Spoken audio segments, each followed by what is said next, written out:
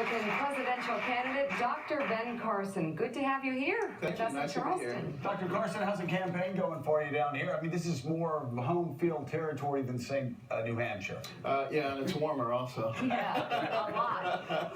But no, we're having a good time. Very big, enthusiastic crowds. A lot of people saying to me, hang in there, we got your back. We'll see. Well, you know, we're asking a lot of these candidates, are you going to stick around even if you don't do so well in South Carolina? It seems to me the heart of your support is coming maybe here, but also in the states that are ahead, in the so-called SEC primary. We're getting a lot of communications from people in those states saying, hang on till you get here, we got you. Yeah. So, and that's good. But the nice thing for me is that my support comes from we the people. And we the people are continuing to support me very strongly.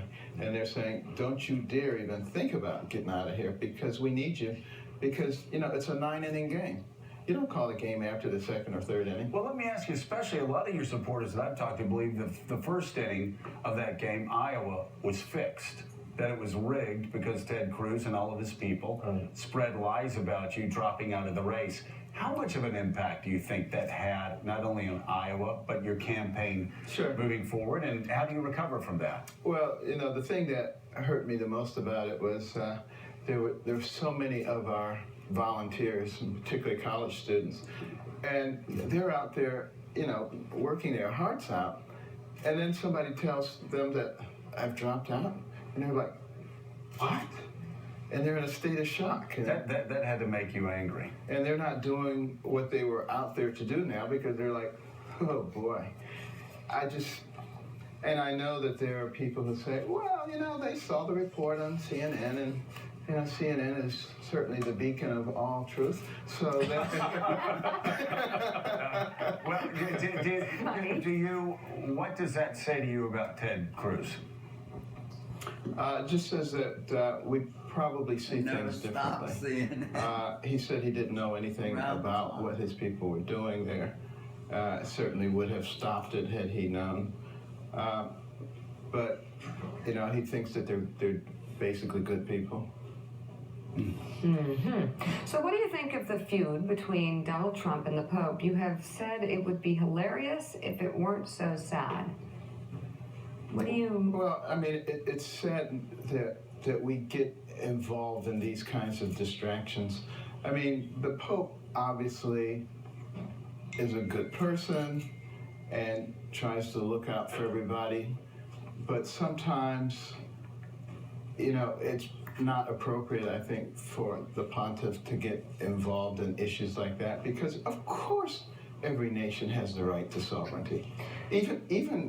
Even the Vatican has a right to sovereignty. I think you had a tweet that pertained to that. Go ahead, Mike.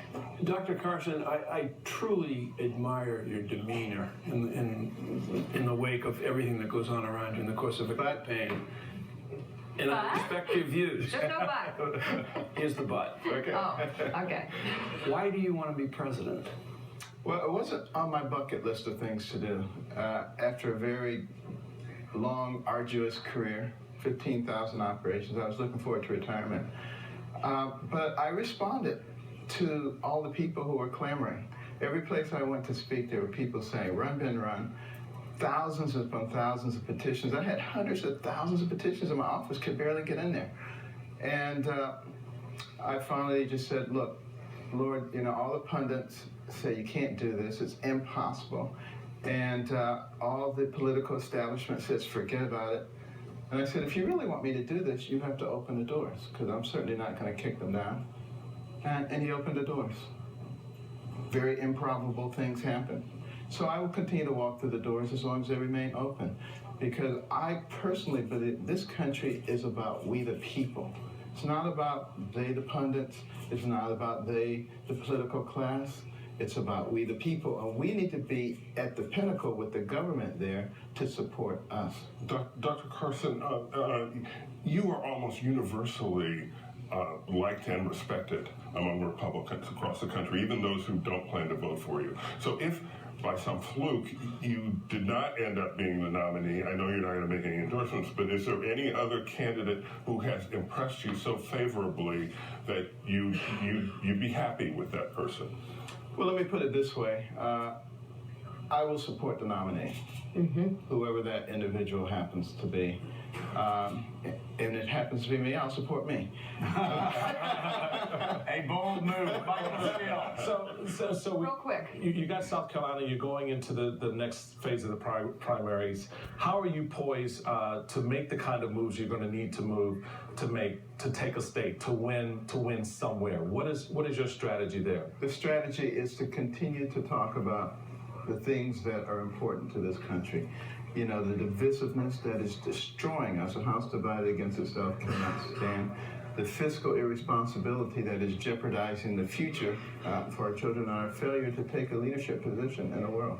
And also, you know, neglecting our critical infrastructures like the grid puts us at enormous risk, particularly for cyber attacks. Do a yes, no. So let me ask you a question that was asked of Hillary Clinton, and she couldn't answer it. So I'll ask you yes, no. Would you ever lie to the American people if you were president? I would much rather lose than lie.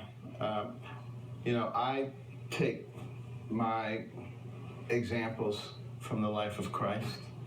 I make no bones about the fact that I'm Christian and I have Christian values. So that to me is much more important than any political ambition. Dr. Ben Carson, thank you very much. Good luck tomorrow. Great having you. We're going to be right back here tomorrow and Sunday. We'll be live.